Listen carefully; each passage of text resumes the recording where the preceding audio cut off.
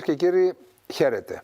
Είναι η εκπομπή Γεωπολιτικά, μια εκπομπή που παρουσιάζει συνοπτικά τα κυριότερα γεωπολιτικά γεγονότα στον περιοχή μας αλλά και σε ολόκληρο τον κόσμο. Σε μια περίοδο που είχαμε την επίσκεψη του Τούρκου Υπουργού Εξωτερικών Φιντάν στην Αθήνα και τη συνάντησή του με τον Έλληνα ομόλογο, τον κύριο Γεραπετρίτη. Σε μια περίοδο που έχουμε αποτέλεσμα στις αμερικανικές εκλογές, από το οποίο αποτέλεσμα θα επηρεαστούν ούτως ή άλλως και τα παγκόσμια πράγματα. Σε μια περίοδο που η Γερμανία συνταράσσεται από μια πολιτική κρίση, θα έχουμε μάλιστα και πρόερος εκλογές, αν δεν κάνω λάθος, τον Ιανουάριο. Και σε μια περίοδο που είναι σε εξέλιξη δύο πόλεμοι που επηρεάζουν την περιοχή μας και τα ελληνικά πράγματα στην Κύπρο και στην Ελλάδα, τον πόλεμο της Ουκρανίας και της Μέσης Ανατολής εννοούμε, θεωρήσαμε σκόπιμο να καλέσουμε στην εκπομπή μας έναν άνθρωπο ο οποίος είναι βετεράνος της ελληνικής δημοσιογραφίας, την οποία την διακόνησε από υψηλές θέσεις σε πολύ μεγάλους εκδοτικούς οργανισμούς, τον πολιτικό αναλυτή και συγγραφέα, τον κύριο Γιώργο Χαρβαλιά. Κύριε Χαρβαλιά, ευχαριστούμε για την αποδοχή της πρόσκλησης. Σας καλωσορίζουμε στην εκπομπή μας. Καλησπέρα κύριε Καλεντερίδη, καλησπέρα Σάβα, καλησπέρα και στους τηλεθεατές μας. Ναι, όπως ακούσατε στην εισαγωγή μου, θα λέγαμε ότι η κρισιμότερη για τα ελληνικά πράγματα είναι η επίσκεψη του Τούρκου Υπουργού Εξωτερικών στην πατρίδα μας. Η επιχειρούμενη εδώ και περίπου 2 χρόνια ελληνοτουρκική προσέγγιση θα μπορούσαμε να πούμε ότι θεσμοθετήθηκε, απέκτησε ένα ορατό θεμέλιο με την υπογραφή του Συμφώνου Ειρήνης και Φιλίας των Αθηνών από τον Έλληνα Πρωθυπουργό και τον Τούρκο Πρόεδρο. Ένα σύμφωνο που υπογράφηκε ενώ είναι σε ισχύ το κάζους μπέλι. Εδώ υπάρχει μια αντίφαση και στο πλαίσιο αυτό, πάνω σε αυτό το θεμέλιο, οικοδομείται η ελληνοτουρκική προσέγγιση, στάδιο της οποίας ήταν η παρουσία του Τούρκου Υπουργού Εξωτερικών στην Αθήνα. Πώς είδατε αυτή την επίσκεψη και τις συζητήσεις που έκανε με τον Έλληνα ομόλογο, τον κύριο Γεραπετρίτη? Καταρχήν, νομίζω πολύ σωστά επεσήμανες ότι υπάρχει ένα σχήμα οξύμορο. Δηλαδή δεν μπορεί να έχουμε μια προοπτική βελτίωση των σχέσεων και δεν μπορεί να μιλάμε σαν καλοί φίλοι από τη στιγμή που ο άλλος έχει τον πιστόλι στο τραπέζι. Ένα το κρατούμενο. Δεύτερον, αυτή η πυκνότητα των συναντήσεων ειλικρινά με αφήνει ο λίγον έκπληκτο. Γιατί δεν υπάρχει διατάφτα, δεν υπάρχει αποτέλεσμα, ορατό τουλάχιστον, δημόσιο. Τώρα να συναντούνται κάθε μήνα οι κύριοι Φιντάν και Γεραπετρίτης για να διαπιστώνουν ότι διαφωνούν, δεν μου δένει. Συνεπώς κάτι συζητείται υπογείως, το οποίο δεν ανακοινώνεται δημοσίως. Περιμένουμε και αυτή την περίφημη σύσταση της Επιτροπής Εξωτερικών, το Συμβουλίο Εξωτερικών Υποθέσεων, να δούμε μήπως ο κύριος Γεραπετρίτης θα έχει την καλοσύνη να ενημερώσει τους υπόλοιπους συναδέλφους από τα υπόλοιπα κόμματα. Έχω την αίσθηση, Σάβα, ότι επεξεργάζονται από κοινού ένα σενάριο μιας αιγιαλίτιδας ζώνης ακορντεών. Δηλαδή μιας αιγιαλίτιδας ζώνης που στις ασφαλείς περιοχές θα είναι ενδεχομένως μεγαλύτερη από τα 6 μίλια, όχι πολύ μεγαλύτερη, και στις περιοχές που κάνουν τζιζ θα είναι στα 6, στα 6,2, στα 6,3, στα 6,5. Αυτό θα ήταν, αν θέσω, ο ευσεβής πόθος του σχεδιασμού της σημερινής ελληνικής κυβέρνησης. Ωστόσο, είναι άλλο να το λέμε στα λόγια και άλλο να το φέρουμε στη Βουλή στην πράξη. Έχει επίγνωση, νομίζω, και ο ίδιος ο Πρωθυπουργός ότι εδώ δεν μιλάμε για εκχώρηση πολιτιστικής κληρονομιάς ή εκχώρηση ονόματος, όπως στην περίπτωση των Πρεσπών, ομιλούμε για εκχώρηση εδαφικής κυριαρχίας. Και είναι άλλο το ειδικό βάρος αυτής της περίπτωσης. Ναι, εδώ για να προχωρήσουμε στην ρύθμιση ενός σημαντικού ζητήματος που είναι η αιγιαλίτιδα ζώνη, του θέματος της αιγιαλίτιδας ζώνης, θα πρέπει, αυτό είναι προϋπόθεση για να προχωρήσουμε στην υπογραφή συνυποσχετικού. Και μάλιστα εκεί η ελληνική πλευρά είναι κάθετη, λέει δεν πρόκειται να υποχωρήσουμε. Το είπατε άλλωστε και εσείς αυτό, ότι χωρίς να το κατονομάσετε, ότι εμείς θα υπογράψουμε συνυποσχετικό για την παραπομπή ενός και μόνου θέματος, οριοθέτηση ΑΟΣ και υφαλοκρηπίδας, και η Τουρκία λέει θα πάμε συνολικά όλα τα θέματα διότι είναι αλληλένδετα. Εγώ θα ήθελα να ρωτήσω την άποψή σας. Τη στιγμή που η Ελλάδα δεν έχει κατορθώσει να υπογράψει ένα τέτοιο συνυποσχετικό με την Αλβανία, που το ζήτημα της οριοθέτησης με την Αλβανία είχε λυθεί το 2007 με τη συμφωνία που υπέγραψε η κυρία Μπακογιάννη με τον ομολογό της. Επαναχώρησαν οι Αλβανοί μετά. Και ο Ράμα τότε ως αντιπολίτευση επηρέασε το Συνταγματικό Δικαστήριο και το ακύρωσε. Η συμφωνία υπάρχει, αλλά δεν υλοποιείται. Εν πάση περιπτώσει, έχουμε μια συμφωνία που μπορεί να αποτελέσει τη βάση, αν θέλετε. Έχουμε το χαρτί της Ευρωπαϊκής Ένωσης που εμείς κρατάμε την πόρτα ανοιχτή ή κλειστή για την Αλβανία. Ούτως ή άλλως το θέμα αυτό καθ' αυτό είναι απείρως απλούστερο του θέματος του Αιγαίου. Είναι πολύ πιο σύνθετο το θέμα του Αιγαίου και έχουμε και την ισχύ. Η Αλβανία είναι μια ανίσχυρη χώρα. Πώς είναι δυνατόν όταν η Ελλάδα δεν έχει κατορθώσει να υπογράψει συνυποσχετικό με την Αλβανία, να προσδοκά να υπογράψει συνυποσχετικό με την Τουρκία, η οποία έχει και τις συγκεκριμένες θέσεις που είπαμε? Σωστή ερώτηση. Καταρχήν η Ελλάδα νομίζω ότι μετά την περίοδο των ημείων παγιδεύτηκε σε ένα σημερινό status quo 6 μιλίων, χωρίς ποτέ να αποτολμήσει την επέκταση στις δύσκολες περιοχές, ούτε ακόμα στην Κρήτη. Όχι μόνο στις δύσκολες και στις πιο εύκολες. Ούτε καν στα κύθυρα. Ναι, ακριβώς. Αυτό σημαίνει ότι έχουμε τη διαιώνιση ενός status quo το οποίο δεν είναι ευνοϊκό, δεν είναι βολικό για την Ελλάδα, και αυτό δίνει ένα επιχείρημα σε όλους αυτούς οι οποίοι τροχοδρομούν αυτή την προσέγγιση να πούν βρε παιδιά, κάτι πρέπει να γίνει, ένας αξιοπρεπής συμβιβασμός. Γιατί τι θέλετε, να κάνουμε πόλεμο? Αυτή είναι η επωδός. Όταν κάποιος λέει ότι πρέπει αύριο να επεκτείνουμε στα 12 μίλια, η απάντηση είναι τρομοκρατικού τύπου. Τι θέλετε, να κάνουμε πόλεμο? Οπότε ευλόγως και ένα μεγάλο τμήμα της ελληνικής κοινωνίας λέει όχι, να μην κάνουμε πόλεμο, αλλά ποια είναι η μέση οδός, ποιος είναι ο έντιμος και αξιοπρεπής συμβιβασμός? Αυτό δεν μας το απαντούν. Έχουμε όμως πολύ καλά, νομίζω γνωρίζεις, μία κρατούσα άποψη η οποία εκφέρεται από εξωθεσμικά κέντρα άσκησης εξωτερικής πολιτικής, από δεξαμενές σκέψεις όπως είναι το ΕΛΙΑΜΕΠ, το οποίο θα σου έλεγα ότι έχει ένα ευρωπαϊκό πρίσμα, οπτικό πρίσμα πάνω στις ελληνοτουρκικές διαφορές, όχι ελληνικό. Και αυτό οφείλεται και στην ίδια τη σύστασή του, στη χρηματοδότησή του, από το 2008 και μετά είναι σχεδόν εξ ολοκλήρου από κονδύλια εκτός Ελλάδος και πρεσβείες ξένες. Φαίνονται αυτά, δεν είναι κρυφά, φαίνονται στον ισολογισμό. Έχει λοιπόν ένα ευρωπαϊκό πρίσμα για τη διευθέτηση της ελληνοτουρκικής διαφοράς. Πιστεύετε ότι ο ρόλος του είναι καθοριστικός στη χάραξη, ίσως και στην άσκηση της ελληνικής εξωτερικής πολιτικής? Ναι, αδιαφυσβήτητα. Και ασφαλώς αυτό που λέτε οφείλεται, ή μάλλον ο ισχυρισμός σας στηρίζεται και στην εμπειρία που έχετε δεκαετίες τώρα υπηρετώντας τη δημοσιογραφία. Και το διπλωματικό ρεπορτάζ. Αυτό. Οπότε αφήστε που γυρνώντας από την Αγγλία το 1989 έχω περάσει για ένα χρόνο και εγώ από το ΕΛΙΑΜΕΠ. Το ΕΛΙΑΜΕΠ εκείνης της εποχής ήταν τελείως διαφορετικό. Ήταν μια δεξαμενή σκέψη η οποία συστάθηκε για να υποβοηθήσει μελέτες οι οποίες θα ήταν πολύ χρήσιμες πάνω στην άσκηση εξωτερικής πολιτικής. Σας θυμίζω ότι ο πρώτος πρόεδρος ήταν ο αείμνηστος ναύαρχος Θεόδωρος Ντεγιάννης. Ήταν τελείως διαφορετική η φύση του τότε από αυτό που είναι σήμερα. Από το 2008 και μετά άρχισε να χρηματοδοτείται από αυτές τις πηγές που σας λέω. Δηλαδή από κονδύλια της Κομισιόν, από κονδύλια ιδιωτικών οργανισμών όπως το Ίδρυμα Σόρος. Έχει ένα μεγάλο ποσοστό χρηματοδότηση από το Ίδρυμα Σόρος. Από ξένες πρεσβείες, από διαφόρων ειδών funds.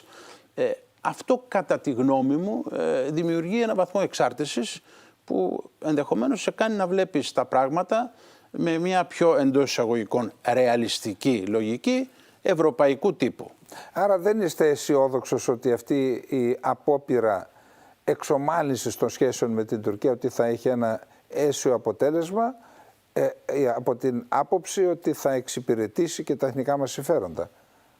Υπάρχει μια σαφής προσπάθεια προειδεασμού της ελληνικής κοινής γνώμης και, εν πάση περιπτώσει, άμβλυνσης των ανακλαστικών. Αυτή η προσπάθεια γίνεται με επιφανή στελέχη και του Ηλία, τα οποία καταθέτουν τις απόψεις τους σε μέσα ενημέρωση, σε εφημερίδες. Βλέπετε, δηλαδή συχνά πυκνά δεν υπάρχει αντίθετη άποψη. Θα σας έλεγα το 90% των άρθρων που φιλοξενούνται στα συστημικά μέσα ενημέρωσης πρεσβεύουν αυτές τις απόψεις του ρεαλισμού. Ένας κατευνασμός, παύλα ενδοτισμός, ο οποίος βαφτίζεται ρεαλισμός. Και όσοι εκφράζουν άλλες απόψεις χαρακτηρίζονται ως υπερπατριώτες, θερμοκέφαλοι, ψεκασμένοι, πατριώτες της φακής, ναι, κάπως έτσι. σε ανώτατο επίπεδο. Ναι, σε ανώτατο. Λοιπόν, δυστυχώς. Είναι δύσκολο φυσικά, διότι για αυτό το θέμα θα μπορούσε να μιλάει κανείς ώρες. Ας αλλάξουμε, να γυρίσουμε σελίδα, να πάμε στις ΗΠΑ. Εκεί είχαμε ένα συγκεκριμένο αποτέλεσμα, ναι. αλλά θα πάω τώρα και στο χώρο της δικής σας συνομοταξίας των δημοσιογράφων. Εκεί είχαμε μερικές δεκάδες δημοσιογράφους, οι οποίοι, από ό,τι λένε και Ελληνοαμερικανοί, δέχτηκαν δηλαδή και μηνύματα από Ελληνοαμερικανούς, ανθρώπους που προσπαθούν να υπερασπιστούν και τη νέα τους πατρίδα και την παλιά τους, οι οποίοι μου είπαν ότι ήρθαν οι δημοσιογράφοι στις ΗΠΑ και μετέδιδαν αέρα στα ελληνικά μέσα μαζικής ενημέρωσης που εκπροσωπούσαν με εκφράσεις υβριστικές για το πρόσωπο του εκλεγέντος Προέδρου πριν τις εκλογές. Μα λέω εντάξει, μπορεί να πει, όχι, λέει, ήταν όλοι. Όλοι. Να. Και αυτό εδώ έδωσε την εντύπωση στις ΗΠΑ ότι ήταν κυβερνητική γραμμή. Και είχαμε το συγκεκριμένο αποτέλεσμα. Δηλαδή, πόσο λογικό είναι να πηγαίνει ελληνική δημοσιογραφική αντιπροσωπεία, πολυπληθής, να έχει την ίδια άποψη, ναι, και να χρησιμοποιεί προσβλητικές εκφράσεις πατώντας το έδαφος της χώρας που τους φιλοξενεί και μάλιστα μια υπερδύναμη. Θα σας έλεγα ότι η δημοσιογραφία το τελευταίο διάστημα δεν περνάει τις καλύτερες ώρες της. Νομίζω ότι έχετε καταλάβει κι εσείς πως υπάρχει μια μονολυθικότητα στη μετάδοση ειδήσεων. Δηλαδή βλέπετε μια συντριπτική ομοφωνία αποτύπωσης πραγμάτων και καταστάσεων από τα λεγόμενα συστημικά μέσα ενημέρωσης και μπορούμε να πούμε ότι στην περίπτωση του Τραμπ υπήρχε ένας φανατισμός στην κατεύθυνση μη εκλογής του.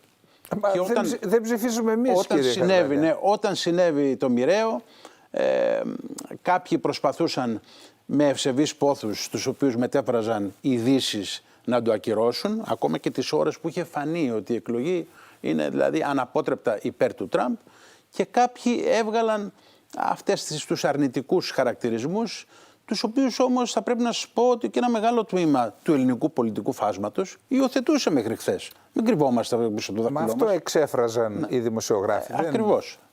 Ναι. Τη συστημική αυτή λογική. Να σας πω την άποψή μου. Εγώ πιστεύω ότι θα πρέπει να τηρείται μια ισορροπία, όχι μόνο για να εξυπηρετήσουμε και τις αρχές της δεοντολογίας της δημοσιογραφίας, αλλά για να εξυπηρετήσουμε και τα εθνικά μας συμφέροντα. Η Ελλάδα πρέπει να είναι έτοιμη και για τη μία περίπτωση και για την άλλη περίπτωση. Και έχουμε περίπου 2 εκατομμύρια ή 3 εκατομμύρια Έλληνες, δεν ψηφίζουν όλοι έναν υποψήφιο, είναι μοιρασμένοι. Και η Ελλάδα πρέπει να είναι έτοιμη και για το ένα σενάριο και για το άλλο. Εν πάση περιπτώσει, να πάμε στην ουσία. Τι σημαίνει κατά την άποψή σας η εκλογή Τραμπ? Πριν πάμε στην ουσία, επειδή έχει σημασία αυτό που λέτε, αυτό που λες, καλέ μου φίλε Σάβα, ναι, νομίζω ότι ο χουλιγκανισμός στη δημοσιογραφία δεν χωρά και δεν το βλέπουμε μόνο στην περίπτωση του Τραμπ, το βλέπουμε και στην περίπτωση της ρωσο-ουκρανικής κρίσης. Δηλαδή και εκεί υπάρχει μια ομοφωνία, μια μονολυθικότητα στην ενημέρωση, η οποία επίσης δεν κολακεύει καθόλου το λειτουργήμα, αν θες, το πρώην λειτουργήμα, γιατί πλέον δεν είναι λειτουργήμα, είναι βαριά η λέξη, του δημοσιογράφου.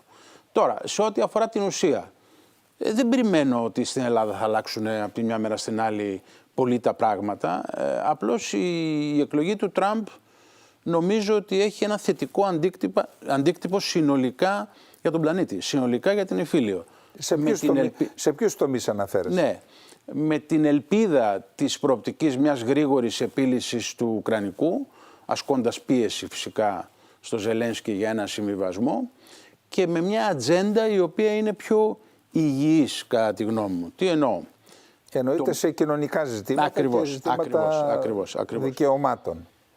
Το μόνο δείγμα γραφής που έχει δείξει σίγουρα ο Τραμπ, καταρχήν ο Τραμπ έρχεται φορτσάτος, έτσι, αυτό είναι φανερό. Και έρχεται φορτσάτος γιατί δεν έχει άγχος επανεκλογής. 2 θητείες είναι τέρμα.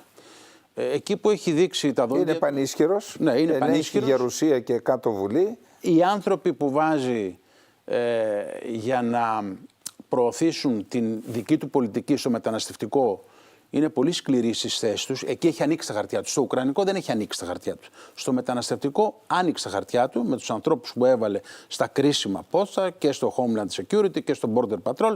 Είναι σκληροί. Στο Υπουργείο Εσωτερικών. Ακριβώς. Εκεί λοιπόν έχει ανοίξει τα χαρτιά του. Αυτό είναι ένα το κρατούμενο, το οποίο είναι καλό, διότι αυτού του είδους η μετανάστευση αποτελεί τεράστιο πρόβλημα και για την Ευρώπη και για την πατρίδα μας. Τερατώδες πρόβλημα, όχι τεράστιο. Από εκεί και πέρα, όλη αυτή το κλείσιμο στο κεφάλαιο αυτής της woke παράνοιας επίσης είναι πάρα πολύ σημαντικό στοιχείο. Και με βρίσκει προσωπικά απολύτως σύμφωνο. Από αυτής της απόψεως λοιπόν μακροσκοπικά και για μία σειρά θεμάτων η εκλογή του Τραμπ είναι θετική. Τώρα αν με ρωτήσεις αν είναι θετική για την Ελλάδα και τις ελληνοτουρκικές σχέσεις, έχω τεράστιες επιφυλάξεις. Καλό είναι ότι υπουργός εξωτερικών μπήκε ο Μάρκο Ρούμπιο, ο οποίος όπως και εσύ πολύ καλά ξέρεις έχει καλές θέσεις και στο κουρδικό ζήτημα και στο ουκρανικό. Στο κυπριακό. Ναι, και στο κυπριακό. Καλό είναι. Δεν σημαίνει τίποτα όμως αυτό. Οι Αμερικανοί όταν έρχεται η ώρα να προασπίσουν τα συμφέροντά τους δεν έχουν συναισθηματισμούς. Ούτε ηθικούς αξιακούς κώδικες. Έτσι, να μην είμαστε αφελείς δεν πρέπει. Ναι, είναι γεγονός ότι επειδή υπήρχε κίνδυνος όχι το τελευταίο διάστημα, αλλά πριν από μερικές εβδομάδες να έχουμε παρεκτροπή στον πόλεμο της Ουκρανίας, αρκετές φορές η ρωσική πλευρά έβαλε στο τραπέζι το θέμα των πυρηνικών, της χρήσης πυρηνικών όπλων, τακτικών πυρηνικών όπλων.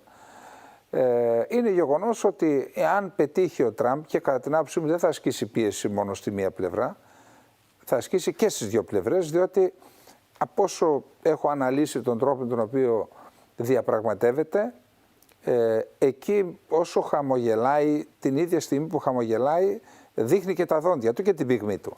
Πιστεύω λοιπόν ότι θα δείξει πυγμή και στη μια και στην άλλη πλευρά και πιθανότατα εκεί να αποφύγουμε το απευκταίο, δηλαδή μια παγκόσμια κλιμάκωση. Μια κλιμάκωση που μπορεί να οδηγήσει και σε ένα παγκόσμιο πόλεμο. Όμως, στον άλλο πόλεμο, στη Μέση Ανατολή, είχαμε 3 τηλεφωνικές συνομιλίες μετά την εκλογή του με τον Νετανιάχου. Είχαμε δηλώσεις του Νετανιάχου και του νέου Υπουργού Άμυνας του Ισραήλ Κάτς ότι πρέπει να καταστραφούν οι πυρηνικές δυνατότητες του Ιράν για να μην αποκτήσει πυρηνικά όπλα. Και είχαμε και την δήλωση του Τραμπ πριν την εκλογή του στο κτύπημα της 26 Οκτωβρίου, που ο Μπάιντεν υποχρέωσε τον Νετανιάχου να μην χτυπήσει πετρελαϊκές και πυρηνικές εγκαταστάσεις, ενώ ο Τραμπ τότε του έλεγε κάνε ό,τι θεωρείς εσύ σωστό. Πόσο πιθανό θεωρείτε να έχουμε μια επίθεση με συγκατάνευση του Τραμπ, του Ισραήλ στις πυρηνικές εγκαταστάσεις του Ιράν, και τι θα σήμαινε κατά την άποψή σας αυτό? Ο Νετανιάχου έκανε πριν λίγες μέρες, πριν λίγα 24 ώρα, ένα διάγγελμα στον Ιρανικό λαό, που πραγματικά, κύριε Χαρβαλιά, αξίζει να διαβάσει κανείς λέξη-λέξη τα μηνύματα που έστειλε και μιλούσε για ένα ελεύθερο Ιράν και προσπαθούσε να πείσει τους Ιρανούς πολίτες ότι η επόμενη μέρα σε ένα ελεύθερο Ιράν όλα θα είναι καλύτερα για αυτούς. Τι θα σημαίνει για την περιοχή μας? Υπάρχει πιθανότητα, έχουμε ήδη 2 αυτόνομα κουρδικά κράτη, ένα de jure στο Ιράκ, ένα de facto στη Συρία, θα σήμαινε ίσως τη δημιουργία του 3ου αυτόνομου κουρδικού κράτους στο Ιράν, που αυτό αποτελεί εφιάλτη για την Τουρκία. Καταρχήν τώρα μπαίνεις σε ένα προνομιακό χώρο δικό σου και μάλλον εγώ έπρεπε να κάνω την ερώτηση και να απαντήσεις εσύ. Ίσως κάποια στιγμή το κάναμε και αυτό, γιατί χρόνια δημοσιογράφος. Αλλά αυτό που θέλω να πω είναι ότι έχεις δίκιο. Σηματοδοτεί η εκλογή Τραμπ και ειδικότερα τα πρόσωπα τα οποία επιλέγει, όπως ο καινούριος πρέσβης ο Μάικ Χάκαμπι, που είναι ο πρέσβης της Αμερικής στο Ισραήλ, ο καινούριος. Έχει μια φιλοϊσραηλινή, έτσι αν θες, τροπή και έχει μια πολύ καλή προσωπική σχέση ο ίδιος με τον Νετανιάχου και ίσως να φλέρταρε και με την ιδέα που περιέγραψες, αν και έχει αποδείξει στην πρώτη του θητεία ο Τραμπ ότι δεν φλερτάρει με ξέρεις, επιχειρήσεις οι οποίες θα μπορούσαν να έχουν ανεξέλεγκτες συνέπειες. Δηλαδή νομίζω ότι και ο ίδιος αντιλαμβάνεται πως ένα τέτοιο χτύπημα ανοίγει τον ασκό του αιώλου. Δεν μπορείς να προβλέψεις με μυρογνωμόνιο και διαβήτη τι θα γίνει την επόμενη μέρα και ποια θα είναι η αντίδραση του Ιράν και τι είδους κλιμάκος θα έχουμε. Δηλαδή το Ισραήλ έχει μπει σε μια κεκτημένη ταχύτητα να ξεμπερδεύει μια και καλή και να πάρει πίστοση χρόνου για τα επόμενα 20 χρόνια. Οπότε θα ήθελε ίσως να ξεκαθαρίσει μια για πάντα την εικόνα και με το Ιράν. Αλλά οι Ηνωμένες Πολιτείες, φαντάζομαι, ακόμα και με τον Τραμπ, θα έχουν κάποιες εύλογες επιφυλάξεις ως προς συνέπειες που μπορεί να έχει ένα τέτοιο χτύπημα. Μήπως αυτό το χτύπημα γίνει πριν αναλάβει ο Τραμπ? Εκεί πολλά... Μήπως ναι, έδωσε ο Τραμπ το πράσινο φως, κάντο πριν αναλάβω? Εκεί το κρίσιμο διάστημα των 10 ή 9 εβδομάδων που απομένουν... 60 μέρες είναι, 60 μέρες. Ναι. Μπορούν να γίνουν πάρα πολλά τα οποία θα μας εκπλήξουν και στο ουκρανικό μέτωπο, γιατί στο ουκρανικό μέτωπο χωρίς τη συγκατάθεση του Τραμπ θα έχουν αρκετό ενδιαφέρον κάποιοι να αναρκοθετήσουν το έδαφος και να τον φέρουν πρώτε τελεσμένον, ώστε να του μειώσουν ακριβώς τα περιθώρια ευελιξίας και ενδεχομένως στο μέτωπο της μεσανατολικής κρίσης και ο ίδιος να κλείσει το μάτι ώστε να καθαρίσει το τοπίο πριν αυτός αναλάβει. Αλλά Σάβα, θα καθαρίσει το τοπίο ή θα μπλέξει το τοπίο με αυτό? Το πιο πιθανό είναι να, επειδή από το Ιράν εξαρτάται σε ένα βαθμό η οικονομία της Κίνας, ενώ και η Ρωσία έχει αποκτήσει υποχρεώσεις έναντι της Τεχεράνης, διότι στα δύσκολα, γιατί είχε και δύσκολες περιόδους η Ρωσία στα μέτωπα της Ουκρανίας, το Ιράν στάθηκε δίπλα του. Ασφαλώς. Δίπλα στη Ρωσία. Και άρα με εξοπλισμό, ασφαλώς. έχει υποχρεώσεις, ίσως και συμβατικές, η Ρωσία έναντι της Τεχεράνης, οπότε αν έχουμε εκεί ενός τέτοιου είδους συμπλοκή, τότε πιθανόν να υπάρχει κίνδυνος να έχουμε εμπλοκή και των δύο προαναφερθησών δυνάμεων, που τότε παίρνει άλλες διαστάσεις ο πόλεμος. Έχουμε και μια όξυνση στις σχέσεις Τουρκίας-Ισραήλ, δηλαδή είναι που είναι κακές. Αυτή τη στιγμή νομίζω ότι είναι νεκρές, έχουν διακοπεί, έχουν παγώσει. Ναι, ναι, έχει παγώσει και το εμπόριο, όχι μόνο οι διπλωματικές σχέσεις, ναι. Από το Μάιο. Οπότε η εξίσωση είναι πάρα πολύ δύσκολη για να αποτολμήσει κάποιος γρήγορες αποφάσεις, εκτός και αν είναι ο άμεσα ενδιαφερόμενος, δηλαδή το Ισραήλ. Το Ισραήλ, όπως σου είπα, έτσι όπως έχει κινηθεί με αστραπία ταχύτητα και με μεγάλη επιτυχία, πρέπει να πούμε, θα είχε ίσως ένα κίνητρο να καθαρίσει μια και καλή την παρτίδα. Κύριε Χαρδαλιά, αγαπητέ Γιώργο, γιατί γνωριζόμαστε αρκετές δεκαετίες, σε όλη αυτή την κατάσταση, δηλαδή ένας πόλεμος στην Ουκρανία, ανοίγει νέα σελίδα στις ΗΠΑ, ο Τραμπ έχει συγκεκριμένες θέσεις και για τη λειτουργία του ΝΑΤΟ, αλλά και για τις υποχρεώσεις της Ευρώπης, των ευρωπαϊκών χωρών έναντι του ΝΑΤΟ, αλλά και για το εμπόριο με την Ευρώπη. Θα επιβάλλει δεσμούς 10% σε όλες τις εισαγωγές. Έχουμε μια Ευρώπη η οποία στην κυριολεξία έχει χρησιμοποιεί τη λέξη συμβατικά λειψανδρία, δηλαδή δεν έχει προσωπικότητες των προηγουμένων δεκαετιών, είτε στις εθνικές κυβερνήσεις, είτε στα κεντρικά της όργανα. Άρα έχουμε μια Ευρώπη εγκλωβισμένη στον πόλεμο της Ουκρανίας, που σύρθηκε ένεκα επιλογών της Ουάσιγκτον. Η Ουάσιγκτον πιθανόν να την αφήσει μόνη, και ενώ συμβαίνουν αυτά, ενώ έχει αποδυναμωθεί ήδη και η Ευρωπαϊκή Ένωση και η οικονομία των χωρών της Ευρώπης, έχουμε και μια πολιτική κρίση στη Γερμανία. Τι θα έπρεπε να κάνει η Ευρώπη κάτω από τις παρούσες συνθήκες για να ανασυνταχθεί, να αποκτήσει αυτονομία, αυτοδυναμία, διότι οδηγείται κυριολεκτικά σε έναν αργό θάνατο η Ευρώπη κάτω από αυτές τις συνθήκες. Έτσι είναι. Καταρχήν δεν υπάρχουν τα πρόσωπα με το διαμέτρημα των παλαιότερων. Κατά δεύτερον, υπάρχει ένα έλλειμμα δημοκρατίας, ένα έλλειμμα αντιπροσωπευτικότητας στη σημερινή Ευρώπη. Θεωρώ ότι η σημερινή Κομισιόν της κυρίας Ούρσουλα φον ντερ Λάιεν δεν εκφράζει τη βούληση των λαών και των 27 μελών της Ευρωπαϊκής Ένωσης και είναι τελείως διαφορετική από την Κομισιόν πριν μερικά χρόνια του Ντελόρ. Τα πράγματα δηλαδή έχουν χειροτερέψει πάρα πολύ.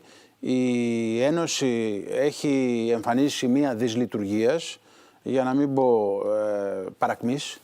Οι Γερμανοί, οι οποίοι παίζουν το πρώτο βιολί και στην ουσία αποφασίζουν τα πάντα. Μην κοροϊδευόμαστε. Οι Γερμανοί αποφασίζουν πότε θα καταργηθούν οι κινητήρες εσωτερικής καύσης στα αυτοκίνητα και θα υποκατασταθούν από ηλεκτρικούς, μέχρι τι ώρα, πότε θα βάλουμε τα ρολόγια μας για τη θερινή ώρα. Εκεί παίρνονται οι αποφάσεις. Όμως και η Γερμανία σήμερα περνάει μια πολύ σημαντική κρίση και πολιτικού χαρακτήρα και οικονομικού χαρακτήρα, με μια πολύ αδύναμη κυβέρνηση συνασπισμού, η οποία καταραίει εκ των πραγμάτων και δεν είναι άσχετο όλο αυτό με το ουκρανικό, δεν είναι άσχετο, και οδηγείται σε μια εκλογική αναμέτρηση με την ελπίδα ότι θα μπορέσει να συγκροτηθεί μια πιο στιβαρή κυβέρνηση. Στο μεσοδιάστημα όμως βλέπουμε διάφορα παράδοξα. Δηλαδή ο Φρέντριχ Μέρτς, ο οποίος είναι ο ηγέτης των χριστιανοδημοκρατών, είναι πάρα πολύ σκληρός στο θέμα της Ουκρανίας. Είναι ο άνθρωπος ο οποίος είπε ότι αν εγώ ήμουν στα πράγματα θα έδινα ένα τελεσίγραφο 48 ωρών στον Πούτιν, αλλιώς θα του στέλνα του Ζελένσκι τους Τάουρους για να του ρίξει μέσα στο ρωσικό έδαφος. Ακραίες δηλώσεις. Ο Σόλτς είναι... Είναι πιθανόν όμως να είναι ο επόμενος καγκελάριος. Ναι, είναι πιθανόν. Άρα λοιπόν η Γερμανία είναι σε ένα βέρτιγκο αυτή τη στιγμή και οικονομικού τύπου. Οι εξαγωγές της σε διάφορα βιομηχανικά προϊόντα έχουν πρόβλημα, κυρίως στα αυτοκίνητα. Ωστόσο, οι Γερμανοί έχουν τη συνταγή πάντα για να ανατάσσουν την οικονομία τους μέσω της πολεμικής βιομηχανίας. Εκεί λοιπόν οι επιδόσεις είναι ασύλληπτες, Σάβα. Απλό για να το καταλάβουν οι τηλεθεατές μας, 3 μέρες πριν γίνει η ρωσική εισβολή στην Ουκρανία, η μετοχή της Rheinmetall, του κολοσσού αυτού του παραγωγής οπλικών συστημάτων, διαπραγματευόταν στα 90 ευρώ. Σήμερα είναι κοντά στα 600 ευρώ. Τέτοια άνοδο δεν έχει κάνει ούτε η Τέσλα του Elon Musk. Καταλαβαίνεις λοιπόν ότι ένα τμήμα της γερμανικής βιομηχανίας υφίσταται πλήγμα από την κρίση. Ένα άλλο τμήμα, είναι το οποίο έχει να κάνει με τα οπλικά, είναι σε πλήρη άνθηση. Ναι. Θα μείνουμε στη Γερμανία, γιατί εκεί υπάρχει ούτως ή άλλως τεράστιο ζήτημα. Είναι η ατμομηχανή της Ευρώπης. Μας αρέσει ή δεν μας αρέσει. Με σωστό ή λάθος τρόπο, όπως είπατε, η Γερμανία παίζει ρόλο στην πορεία της Ευρώπης. Θα μείνουμε στην Γερμανία. Προετοιμαστείτε να μας μιλήσετε και για το βιβλίο που έχετε γράψει, το «Γιαβόλ, αίμα, λύθη και υποτέλεια». Είναι ένα καταπληκτικό βιβλίο, ένα βιβλίο γροθιά στο στομάχι για ένα ζήτημα που δεν είναι μόνο ανοιχτό πολιτικά και νομικά, είναι ανοιχτό και στην ίδια την κοινωνία. Ακόμα υπάρχουν σπίτια που έχουν καταστραφεί από την επιγερμανικής κατοχής από τους Γερμανούς και δεν έχουν επιδιορθωθεί. Δηλαδή τα σημάδια αυτής της απίστευτης καταστροφής είναι ακόμα ζωντανά στην Ελλάδα. Ετοιμαστείτε λοιπόν να μας πείτε και για το Γιαβόλ και τι πραγματικά συμβαίνει με αυτό το ζήτημα. Γιατί τόσες δεκαετίες δεν έχουμε αποτέλεσμα. Τι σημαίνει Γιαβόλ? Τι είναι το βιβλίο που γράψατε, κύριε Χαρδαλιά? Και γιατί το γράψατε? Το έγραψα γιατί παρακολουθούσα τη Γερμανία καταρχήν από πολλά χρόνια τώρα, από την εποχή που ήμουνα νεαρός διπλωματικός συντάκτης, και έφνης είδα τα γεωστρατηγικά της ανακλαστικά να ενεργοποιούνται στη Ιουγκοσλαβική κρίση, την οποία είχα καλύψει και με επιτόπιες αποστολές. Ο τρόπος με τον οποίο διαμέλυσαν, αποσυναρμολόγησαν την πρώην Ιουγκοσλαβική Ομοσπονδία, γιατί οι Γερμανοί το έκαναν, έτσι, ήταν αριστουργηματικός από πλευράς δεξιοτεχνίας του Γκένσερ, αλλά ταυτόχρονα εμένα με τρόμαξε πολύ και άρχισα να ερευνώ το φαινόμενο. Στα 2 χρόνια του κορονοϊού είχα την ευκαιρία όλη αυτή τη μελέτη, όλο αυτό το αρχείο, να το μετουσιώσω σε ένα βιβλίο το οποίο αναφέρεται στις ελληνογερμανικές σχέσεις από την εποχή του Όθωνα μέχρι το Ουκρανικό. Το βλέπουμε στις οθόνες μας. Μέχρι τον Ουκρανικό. Είναι από τις εκδόσεις Πεδίο. Βέβαια, ναι, τις εκδόσεις Πεδίο. Είναι μια πραγματικά, πιστεύω, καλέσθητη έκδοση. Ωραία. Εσχάτως έπρεπε να προσθέσω και ένα παράρτημα, αυτό είναι το νόημα της εμπλουτισμένης έκδοσης, για αρκετά θέματα, κυρίως όμως για τους μαρτυρικούς τόπους στην Ελλάδα. Γιατί όπως είπατε πολύ σωστά, στην περίοδο της κατοχής στην Ελλάδα έγιναν απίστευτες θηριωδίες και ομότητες. Θα σας έλεγα έγιναν πολλά μικρά ολοκαυτώματα, τα οποία δεν είχαν το χαρακτήρα ρατσιστικής ή φιλετικής διάκρισης, είχαν το χαρακτήρα τιμωρίας επειδή ο ελληνικός λαός είχε αποφασίσει να αντισταθεί. Αυτό οι Γερμανοί δεν το ανέχονταν και η μέθοδος των λεγόμενων, δεν πρέπει να τα λέμε έτσι, αντιπίνων, έτσι τα λένε οι αναθεωρητές ιστορίας. Δεν είναι αντίπινο η εξόντωση άμαχου πληθυσμού, η εξόντωση βρεφών, γυναικών, γερόντων. Αυτό δεν λέγεται αντίπινο. Η Γερμανία, εν πάση περιπτώσει, αποφάσισε να μας τιμωρήσει. Ο πόλεμος γίνεται μεταξύ αυτών που κρατούν όπλα και συμμετέχουν στην πολεμική μηχανή. Ακριβώς. Οποιαδήποτε άλλη πράξη εναντίον ανθρώπων που δεν συμμετέχουν, γέροντες, γυναίκες, παιδιά, μωρά, είναι έγκλημα κατά της ανθρωπότητας. Όποιος και να το κάνει, των Ελλήνων συμπεριλαμβανομένων. Ακριβώς. Συνέβησαν λοιπόν παντού, σε όλη την ελληνική επικράτεια, και σε αυτή που ήταν βεβαίως και υπό βουλγαρική κατοχή έγιναν τρομερές αγριότητες, αλλά αυτό το οποίο εμένα με έχει εκπλήξει είναι ότι μετά την κυκλοφορία της εμπλουτισμένης έκδοσης του βιβλίου που αναφέρεται στους εμβληματικούς τόπους θυσίας, αυτούς που ξέρουμε περισσότερο, εκεί που έγιναν οι περισσότερες σφαγές, ναι. το Δίστομο, το Χορτιάτι, το Κομμένο. Τους πύργους Εορδαίας. Δεν μπορείτε, ακριβώς, τους πύργους Εορδαίας, δεν μπορείτε να φανταστείτε πόσοι άνθρωποι με πήραν και μου λέγαν «Μα και στον τόπο μας έγινε αυτό και το δικό μας χωριό έχει ζητήσει να κηρυχθεί μαρτυρικό». Και έχουν δίκιο. Έχουν γίνει τρομακτικές ομότητες, τρομακτικά εγκλήματα και εκτελέσεις αθώων, αμάχων σε όλη την Ελλάδα. Δηλαδή μιλάμε για το εβραϊκό ολοκαύτωμα και πολύ καλά κάνουμε, αλλά και η Ελλάδα στη διάρκεια της κατοχής έζησε μία σειρά από μικρά ολοκαυτώματα όπως αυτά που σας περιγράφω. Ναι. Όμως υπάρχει ένα θέμα, δύο θέματα. Το ένα είναι το αναγκαστικό δάνειο, Ναι. που με τη βία πήρε χρήματα της Τράπεζας της Ελλάδος η Γερμανία του Χίτλερ και μάλιστα το αναγκαστικό δάνειο, 2 δόσεις του αναγκαστικού δανείου τις πλήρωσε ο Χίτλερ, που σημαίνει ότι αυτό είναι ένα ολοζώντανο νομικά και διεκδικήσιμο ζήτημα. Και υπάρχει και το ζήτημα των επανορθώσεων. Αυτό δεκαετίες τώρα, κάνατε μια τεράστια μελέτη, είναι 500 τόσες σελίδες στο βιβλίο σας. Για ποιο λόγο είμαστε ακόμα στο 0, τι συμβαίνει και τι ήταν αυτό που είπε ο πρόεδρος της Γερμανικής Δημοκρατίας κατά την πρόσφατη επίσκεψή του στην Ελλάδα? Είπε δεν υπάρχει θέμα και δεν είχαμε και καμία απάντηση από την πρόεδρο της Δημοκρατίας. Ναι, είναι 4 οι κατηγορίες των ελληνικών διεκδικήσεων. Αφορούν αφενός διακρατικές επανορθώσεις από τις ζημιάς υποδομές που διέλυσαν το ελληνικό κράτος και τις υποδομές οι Γερμανοί. Αφορούν αποζημιώσεις προς συγγενείς θυμάτων. Αφορούν, αυτό είναι μεγάλο θέμα, επιστροφή κλεμμένων αρχαιολογικών θησαυρών. Και το τελευταίο είναι το κατοχικό αναγκαστικό δάνειο, το οποίο έχει όμως μια διαφορετική χρειά. Γιατί δεν είναι μία απλώς επανορθωτική υποχρέωση της Γερμανίας, είναι μία συμβατική υποχρέωση. Είναι ένα δάνειο το οποίο, όπως πολύ σωστά είπατε, πλήρωσαν με πληθωριστικές δραχμές τις 2 δόσεις 1 μήνα πριν φύγουν από την Αθήνα οι Γερμανοί. Αυτό όμως σημαίνει ότι το δάνειο κατέστη ενεργό, είναι, όπως τα λέγαμε στην ορολογία της εποχής μας, κατακόκκινο, υπερήμερο και οφείλει να υπολογιστεί σε σημερινές αξίες με ανατοκισμό. Αυτό είναι νομικά, έχετε υπολογίσει κάποιοι οικονομολόγοι το αναγκαστικό δάνειο με σημερινές αξίες? Ποικίλουν οι εκτιμήσεις. Από την εκτίμηση, θεωρώ τρομερά υποτιμημένη σκοπίμως, του Γενικού Λογιστηρίου του κράτους, το οποίο το ανέβαζε σε 10,3 δις, έως σε εκτιμήσεις για 200 και 300 δις ευρώ. Το Λογιστήριο του κράτους, έχω την αίσθηση ότι εκείνη την εποχή που γινόταν η συζήτηση ήθελε να παρουσιάσει ένα πιο διαχειρίσιμο μέγεθος με την ελπίδα ότι οι Γερμανοί θα φιλοτιμηθούν να το πληρώσουν. Οι Γερμανοί όμως δεν φιλοτιμήθηκαν ούτε αυτό. Η λέξη φιλοτιμία υπάρχει στα γερμανικά λεξικά.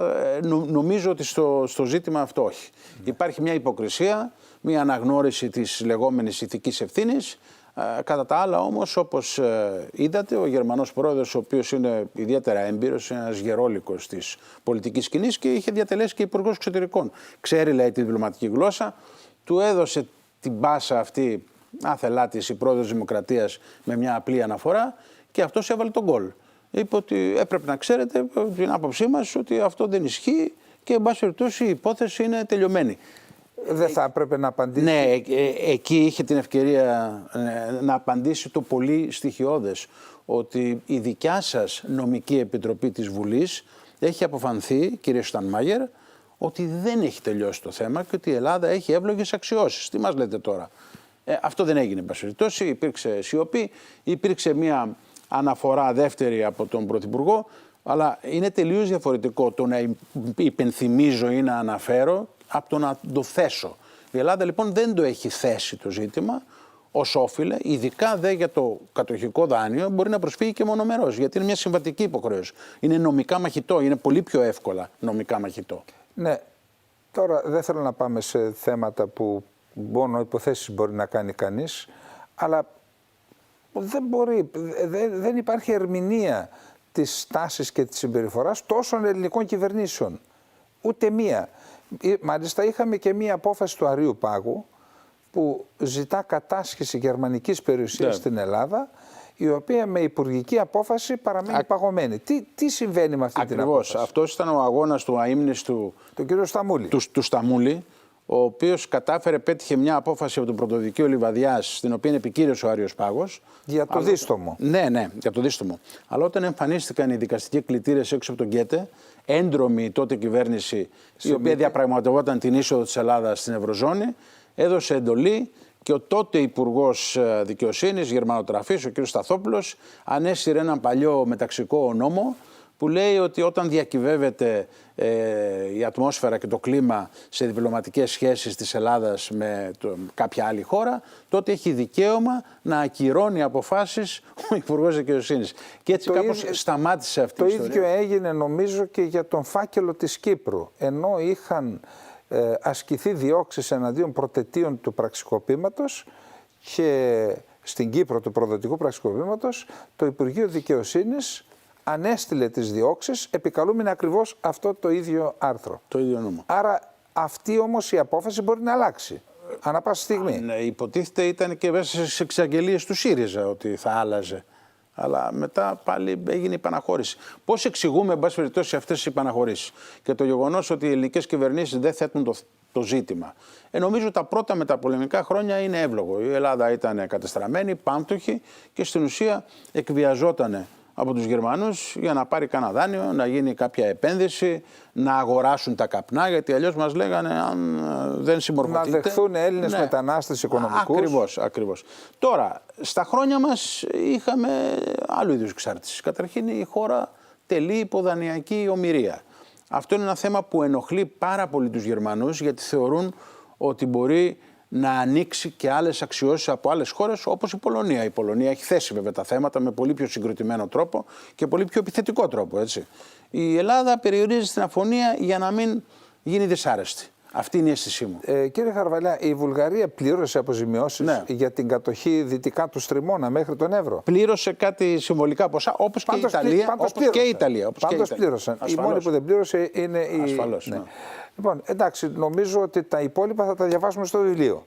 Το βιβλίο θα έχουμε τη χαρά να το παρουσιάσουμε και για μένα είναι και μεγάλη τιμή κιόλας. Το παρουσιάσουμε στην Πάτρα στις 22 Νοεμβρίου με κεντρικό ομιλητή την προσεχή Παρασκευή. Ναι, τον Κώστα Καραμανλή, ο οποίος γράφει και τον πρόλογο, προλογίζει και το βιβλίο. Προλογίζει και θα είναι κεντρικός ομιλητής. Ναι.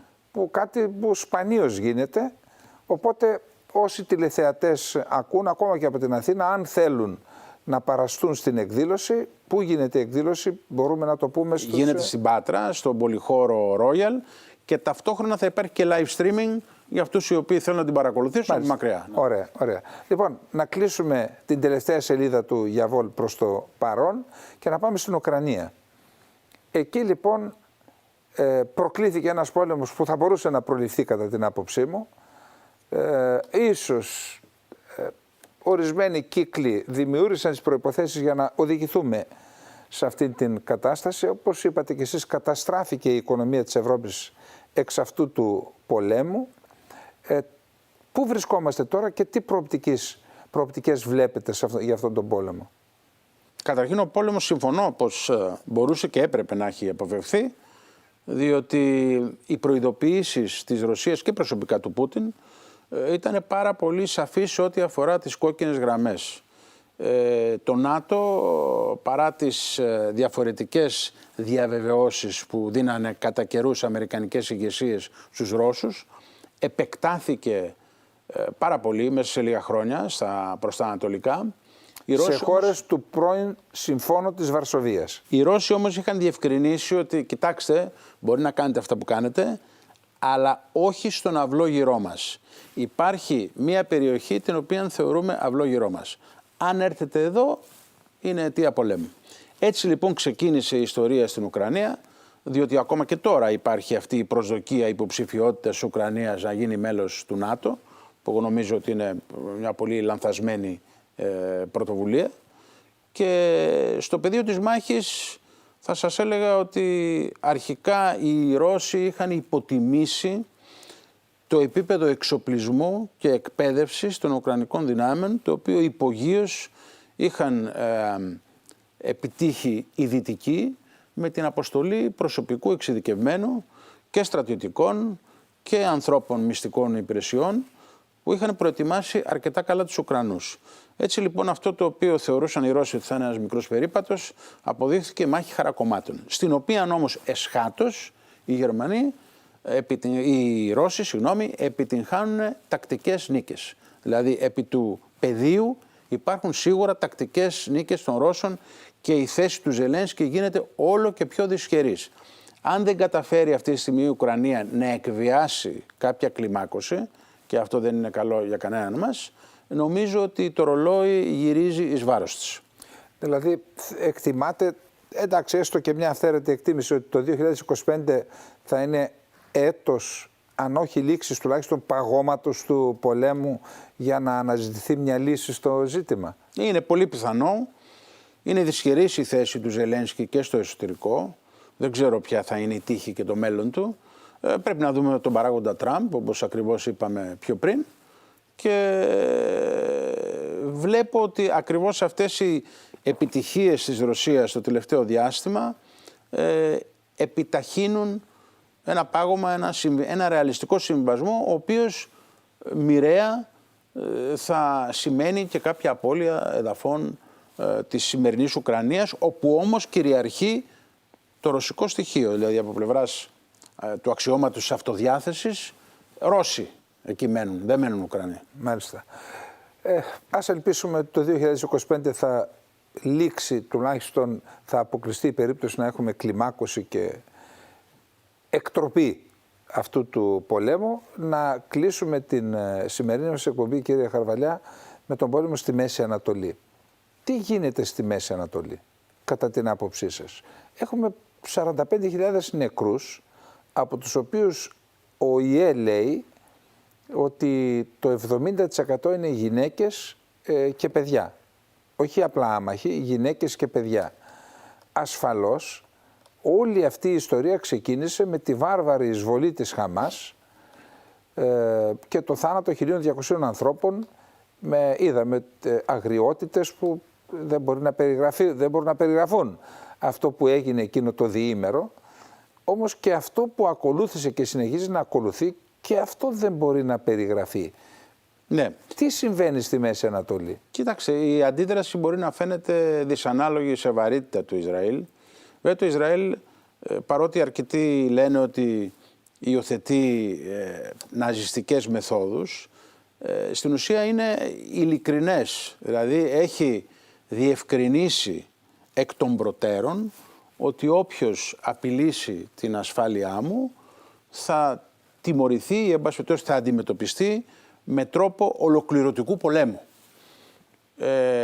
Το έχει πει εκ των προτέρων. Δεν είναι το ίδιο πράγμα με μια Γερμανία η οποία πήγαινε τότε σε ξένα χωράφια και εξόντωνε τον πληθυσμό. Το Ισραήλ λέει ότι αν δεχτώ απειλή ή αν δεχτώ οποιαδήποτε επίθεση θα αντιδράσω επί 10. Θα αντιδράσω με πολλαπλάσια δύναμη πυρός. Αυτό λοιπόν συμβαίνει.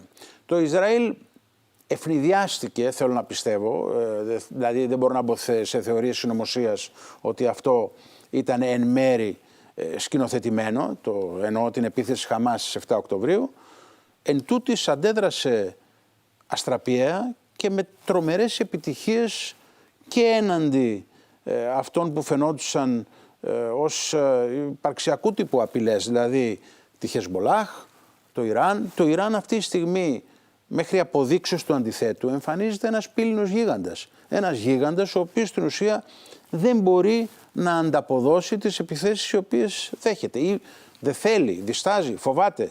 Αλλά υπήρχε η προσδοκία ότι το Ιράν θα είχε μια πολύ πιο δυναμική εμπλοκή στην κρίση, την οποία μέχρι τώρα αποφεύγει. Η Χεσμολάχ έπαθε αυτή την ύλα με την ιστορία με τους βομβιτές. Το οποίο...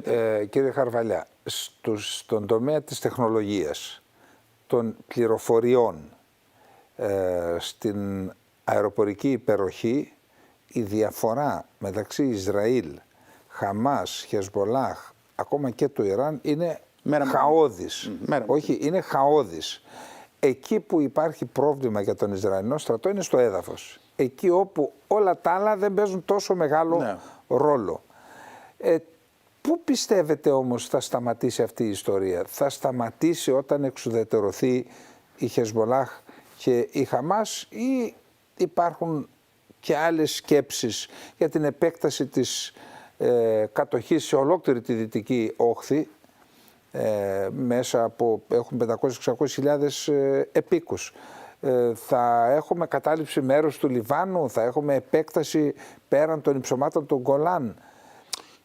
Τι πιστεύετε, γιατί ξέρετε αντικειμενικά, χωρίς να παίρνουμε τη θέση κανενός, δεν είναι αυτή και η δουλειά μας άλλωστε, αλλά αντικειμενικά το κράτος του Ισραήλ είναι μη βιώσιμο από πλευράς ασφάλειας δεδομένων και των απειλών. Θα πρέπει δηλαδή είτε να επεκταθεί είτε να υπογραφούν συμφωνίες του Αβραάμ που τορπιλίστηκαν με την επίθεση της Χαμάς ή να ανατραπεί το καθεστώς στην Τεχεράνη και να δημιουργηθούν άλλες ισορροπίες ευνοϊκές για την ασφάλεια του Ισραήλ. Ιδάλλως υπάρχει ένα ζήτημα εκεί επιβίωσης του κράτους του Ισραήλ, όσο ισχυρό και να φαίνεται.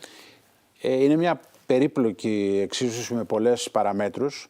Θεωρώ ότι αυτή τη στιγμή το Ισραήλ, όπως πολύ σωστά λέτε, αγοράζει χρόνο, γιατί είναι ο λίγον αδιέξοδη η κατάσταση για το Ισραήλ στην σημερινή του μορφή, αλλά σε αυτή τη φάση δεν θεωρώ ότι έχει σκεφτεί να προβεί σε εδαφικές κατακτήσεις. Νομίζω ότι δημιουργεί ζώνες ασφαλείας, buffer zones, ακριβώς για να ενισχύσει την ασφάλειά του. Την άμυνα, την ασφάλεια. Ναι. Αν τώρα ανοίξει 300 μέτωπα ταυτόχρονα, γιατί αυτό που λέγαμε πριν, μια επίθεση τέτοιας κλίμακας στο Ιράν, δεν ξέρουμε τι απάντηση μπορεί να επιφέρει από τρίτους παίκτες, οι οποίοι, όπως πολύ καλά είπατε, συνδέονται με το Ιράν. Δεν ξέρουμε τι είδους απάντηση μπορεί να επιφέρει από την πλευρά της Τουρκίας. Είναι και αυτός ένας άγνωστος χ. Και το ζήτημα περιπλέκεται πάρα πολύ. Το Ισραήλ, ναι, έχει αναθαρρύσει από αυτές τις διαδοχικές επιτυχίες, θέλει να καθαρίσει γρήγορα το πεδίο, αλλά θέλω να πιστεύω και να ελπίζω ότι αντιλαμβάνεται πως αυτού του είδους η υπερέκταση και η υπερέκθεση ακριβώς μπορεί να δημιουργήσει συνέπειες μη ελέγξιμες. Ακριβώς. Λοιπόν, κύριε Χαρδαλή, εγώ θα ήθελα να σας ευχηθεί η εκπομπή. Καταρχάς, καλή επιτυχία στο βιβλίο. Ήδη βρίσκεται στην 5η ενισχυμένη έκδοση.